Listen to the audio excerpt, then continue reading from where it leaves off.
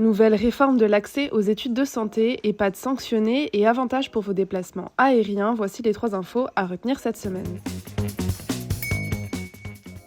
Pas totalement satisfait de la réforme de 2019 qui a remplacé la PACES par les nouvelles voies PASS. Hélas, le gouvernement veut à nouveau rénover le système à la rentrée 2026. Il entend conserver les 2 voies mais les rendre un peu plus strictes pour qu'il y ait moins d'hétérogénéité des systèmes de formation.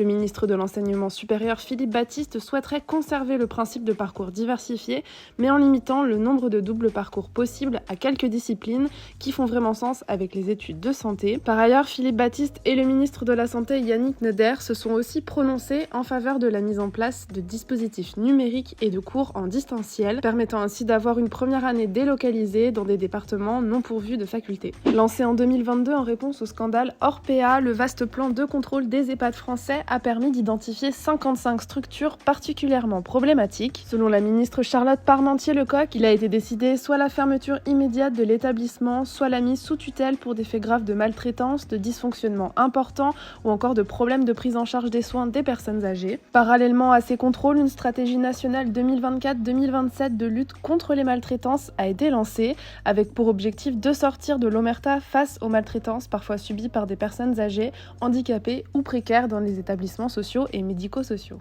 Le groupe de compagnies aériennes Air France-KLM a lancé en 2022 la communauté des médecins à bord pour assister l'équipage en cas de problèmes médicaux en vol moyennant des points de fidélité utilisables sur des prochains voyages.